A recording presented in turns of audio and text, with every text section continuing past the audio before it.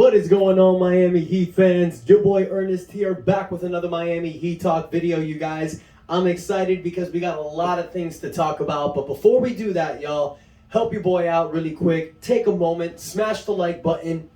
Let me know what you guys think of the video in the comments. Most importantly, you guys, subscribe. Need y'all to hit that subscribe button to build this channel more. But with all that said, you guys, off we go on another Miami Heat Talk adventure.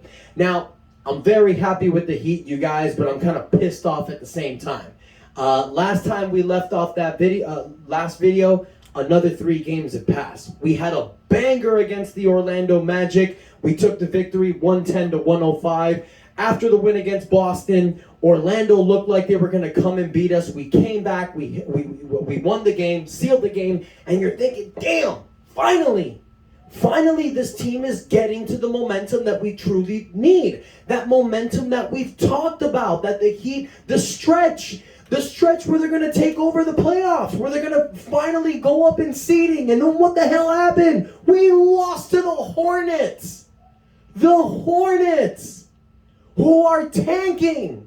We lost to the Hornets 122-117. Another game that Miami let slip away. This is the problem I'm having with this team this year, you guys, because there are 6 games on the top of my head that we just let slip away that had we won, our season would be different. This game, that game against Chicago, the game against Detroit earlier in the season, that game against the G League Lakers where LeBron and AD weren't playing, those type of games that we've lost has been detrimental to this season. And then what happened after that? What happened after the game against the Hornets? Tuesday, we defeated Cleveland. Cleveland, who are the 5th seed, who were 2 games above us. We beat them. So what does that mean now for Miami? Miami is sitting with a beautiful 29-23 record. It's not the best in the NBA, but damn it, it's way better than we've been all season. We are 6 games above 500. We are away from non-playoff contention. So Miami Heat are improving. We're getting better. But had we beaten Charlotte, had we won that game against Charlotte, we would have been sitting with a 30-22 record right now. Cleveland right now is 31-22. We would have been a half game down, a half game behind Cleveland. But no, because we lost against Charlotte, we're a game and a half down. Now, it may not mean a lot to a lot of you guys. You may be thinking, Ernest, calm down. It's just 1 game. No, because had we won those 6 games against shitty teams that we should have won, we would have been sitting right now at a 36-15 record, 2nd seed in the Eastern Conference. We would have been right behind Boston. We would have been right there with Boston and Milwaukee as the top of the Eastern Conference. And it's not because we lost games against Milwaukee or Boston. We won those games. It was those crap games against Chicago, Detroit, Charlotte, the Lakers when they didn't have those guys, and 2 other ones that are slipping my mind. But I'm sure there's other ones after that. But because of those games that we lost, we're at the 6th seed. We're fighting for positioning. We're fighting to stay away from the play-in tournament. That's not the team this is, you guys. In my heart, I believe that we are a top 4 team in the East. I think that we can hang with all these great teams. We've proven it. But now we're just going to have to do it again. Tonight, we got the Knicks. That beautiful rivalry from the 90s continues tonight. Miami's got to take this one because New York is 7th. They're 2 games behind us for that 6th seed. They want that seed because, as I'm sure you guys remember, 7-10 goes through the play-in tournament before the playoffs. You don't want to be there. Miami sure as hell doesn't want to be there. But if you keep losing to teams like Charlotte, you're definitely going to be in there. That's what pisses me off. We should have won that game. We should not be in this play-in contention. But because of bullshit and all these guys taking games off, it's starting to show and affect us. Now, I'm not upset at this team, you guys. I'm a die-hard Miami Heat fan. I mean, look at this bedroom. But at the end of the day, I'm a realist. And I'm always going to be honest with this team. And I'm always going to call them out when they're on that bullshit. Because this season they have been. I've seen laziness. I've seen not the same commitment as last season. And because of that, it's hampering us. Thank God Bam Adebayo and Tyler Hero have stepped up the way they've done this season. Because Kyle Lowry has not been there. Jimmy Butler's taken 17 games off, and it's showing with our record. But the great thing about this, you guys, is like I've been mentioning all season long, we have time. We still have time. The trading deadline is around the corner. And with that loss to Charlotte, you guys, and these little crappy losses that we're having, it's showing me one thing. A change is necessary. You do not make a trade, this team will not go far in the playoffs.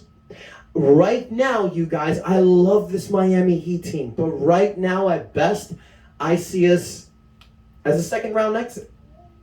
Why? Because we don't have PJ Tucker from last year. That's one reason. Yeah, you got an extra guy that can help you defend, an extra big guy. 2, we haven't made the necessary changes to add a big man next to Bam. We know that's been a problem since last season. We have not addressed it. You got teams like you got teams like Milwaukee, Philadelphia, and Boston that can beat you. It's been proven. So I'm seeing that, you guys. Now look, I say right now that we're a second round team, but with this roster, we can catch fire and make it to the Eastern Finals again. But that's not what you want. You want to make the NBA Finals. This team can do it. Tweaks need to be made.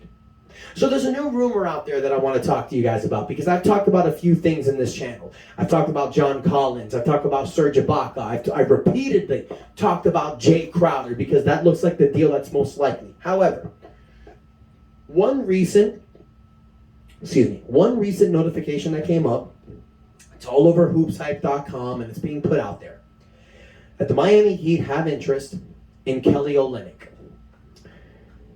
Every Miami Heat fan knows who Kelly Olynyk is, because he played here for 4 seasons. He was with us in that 2020 championship run, and most people will tell you that he was the best player next to Bam Adebayo.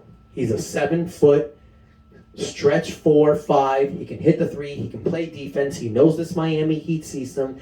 He's very familiar with all the players and the coaching. So yeah, hell yeah, I'd be open to bringing Kelly Olynyk back. Here is the problem with bringing Kelly Olynyk back. You traded Kelly Olynyk in 2021 to bring in Victor Oladipo. So by bringing back Kelly Olynyk, what are you really going to give up, okay? First and foremost, Kelly Olynyk is making about $12 million a year. So Miami Heat, they're over the salary cap. We're playing with the luxury tax. So you can only match or go over or under 25% because of the trade kicker. So that means Miami Heat needs to give a salary that is more than that. Because if we give a salary that's less than that, we're taking Kelly Olynyk's contract. It's putting us over the luxury cap, the luxury tax, which makes us repeat offenders, and we would have to pay taxes. It sounds confusing, right? Hell yeah, it is. But if you're an expert like Andy Ellisberg is, our senior financing consultant, he's the one that makes these numbers work.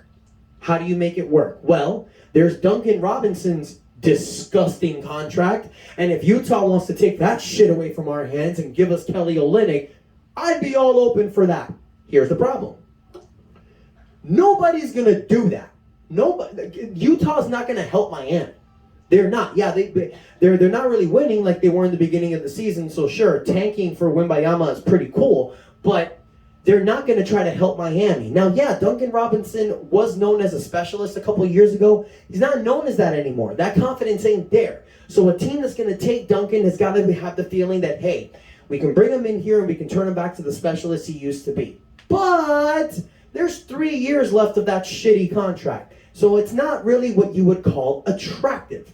So how do you make that attractive? Well, you can add one of the 3 draft picks that we can possibly trade. Now, the Miami Heat does have our draft pick for this season, 2023, which is probably going to be the most tempting because it's lottery protected, which means if the Miami Heat make the lottery, which is like the bottom 16, they're not going to have that offer anymore. Like, the Heat get that back. But the Heat's not going to be there. Excuse me one second. The Heat, they're a good team. So that draft pick is going to be available. So Miami trading that 2023 draft pick to another team, it's going to be very enticing because they're definitely going to get it. And Miami already drafted Nikola Jovic, you guys, so they're not really looking to get another draft pick in the low 20s. Doesn't really do anything for them, and we've seen what Miami Heat does with second round and undrafted picks. We can turn shit into diamond with anything we've seen with draft picks. So Miami Heat can do that. I don't really think it's something that's really a deal breaker for them. So yeah, if Utah wants to take Duncan Robinson and a first round draft pick and maybe a Dwayne Dedmon sweetener, okay, give me Kelly Olynyk. That's not going to happen though. I don't think so. I mean, you never know with Pat Riley, but I don't think it's going to happen. So that's the reason why, you guys, nothing has really been happening in the trade front with this Heat team. Because they're trying to get rid of Duncan Robinson. But in order to do that, they got to sweeten the package. Some teams want Caleb Martin. Some want Victor Oladipo. The Miami Heat don't want to do that. They're looking to trade Duncan Robinson, Dwayne Dedmon. They might throw in Omar Yurtseven. I think they're flexible in possibly offering Kyle Lowry, but I don't think that's going to happen because he knows the system well. He's great friends with Jimmy Butler, and it's not like we're doing bad. We have Gabe Vincent that can make up some of the mistakes for Kyle Lowry, so I think Miami's just going to stick with it. The Heat are trying to trade Duncan Robinson. That's what they're trying to do right now, and it's not working. So they're going to have to wait till the last minute till teams start losing options, and then Miami can go, hey, here's Duncan, and here's a first-round pick. Do you want that? Come on, let me get Jay Crowder. That's what Miami's doing with Phoenix. They keep calling Phoenix like, hey, you want Duncan in the first round? Phoenix goes, no. 3 days later, hey, you want Duncan in the first round? No. Now it's getting to the point that teams are not really offering anything for Jay Crowder. And Jay Crowder's going to get bought now after the trade deadline, so Miami can go, hey, here's Duncan. And then Phoenix will go, where's that first round pick? Well, fuck that. You said no weeks ago. Here you go, Duncan. So that's what I think is going to have to happen. Or Miami Heat's going to make a really small trade. Something similar that we did last year with KZ Okpala. There's not going to be a huge splash trade, you guys. I'm so sorry. For those people that want a huge trade for John Collins, I don't think it's going to happen. As much as I would love to see it. We're going to have to get creative, and we're going to have to upgrade the roster a little bit. By bringing Jay Crowder, trading for Serge Ibaka, making one of these small deals to help improve this roster. What we need is a starting four next to Bam, or somebody that can play a stretch five. Kelly Olynyk would work. We need somebody that can come off the bench and score. That's what we need. We were one of the best bench teams last season, because we had Tyler Hero come off the bench. We don't have him anymore. And nobody's really taking that six-man role. So it would be great if we can get somebody that can get some scoring firepower. But this is not going to be decided until the February 9th deadline. Miami Heat are going to wait till the last second.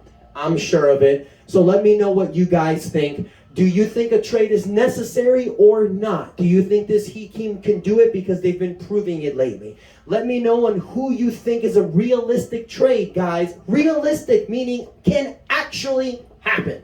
So let me know what you guys think in the comments, you guys. Don't forget to hit the like button. Subscribe. Help your boy out. Love y'all. Thank you for the support. And until next time, your boy Ernest out. That's enough said.